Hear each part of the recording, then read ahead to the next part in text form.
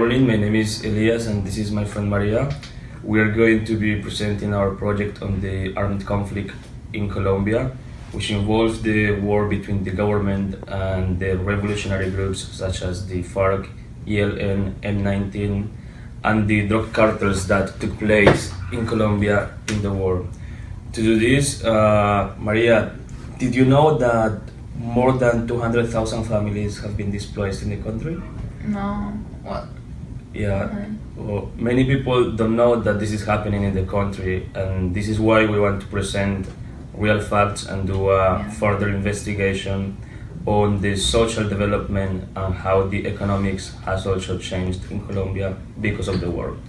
We will present an objective point of view, and we will be using three main social sciences, which Maria will explain now. So we're gonna focus in this project about the sociology part and the politics and economic. But even though we need to speak about the history and in geography, we will also analyze the three main cities that were affected by this conflict, and we will also look at their demographies, their economic growth, and their agriculture, because most of these people are campesinos, as we say in Spanish. And we also need to see the push and pull factors that bring these people to the cities, and how the displacement of these families affected the economics in their new cities or residences. Yeah, and well, the part about talking about history, it means that to understand how the FARC have evolved to the group that is now, and how the conflict it is right now in this moment. We need to understand all of the groups, how they have arrived to the conflict, to the struggle and everything for all those years, for almost 50 years. Yeah, for this we will work on a timeline basis, and we will see how each conflict led to another and how all of them together created this mass conflict in Colombia. Okay. So to start with the sociology, we're gonna speak about the structuralist theory on the conflict theory between both parties, and also we're gonna speak about the realist theory, that it will be the struggle of the power from part of the guerrillas or the rebel groups. And also it will be really important to know about the different ideologies that those groups are going to have, that will be why it brings all these struggles for the power and for the armed conflict.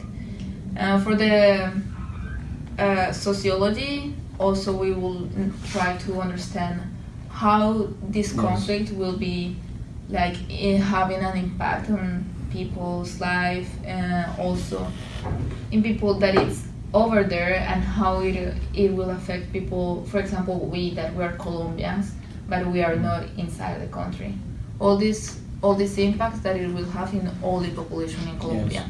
I was going to mention that sociology is also very important, because recently the peace agreement was signed in year 2016, and half of the country don't agree. By 50.2% of the population voted against the peace agreement, and it is very important to analyze what's going to happen in the new elections that are coming this year, and how these members, these mobilized of Las FARC, are going to be reintegrated into society.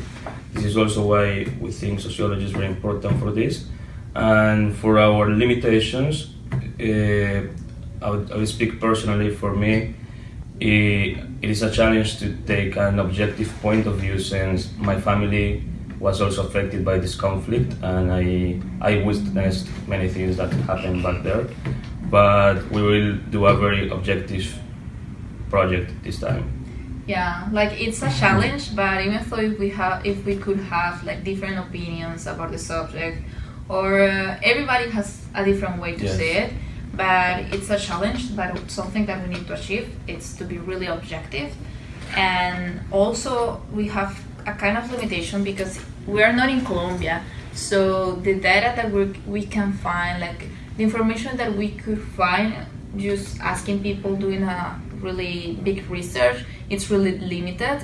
And also, if we want to speak about politics, it's not something. It's a sensible topic, it's you know. a very sensible topic, especially now that many people are voting for the peace agreement and some people don't. So it's It's like the country it's polarized. Yeah, exactly. That's it.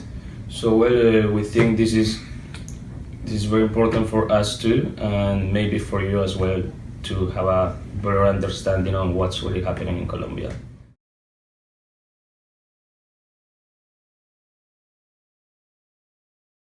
Throughout the previous investigations that we have done about this topic, we found out that for us it's a better option to do a documentary, since we will have access to primary sources and we will also interview some people who are really affected by this issue and are living here in Canada. We will also have access to the news reports, and we would like to share it with you in a video documentary. What do you think, Maria? Yeah, in a video documentary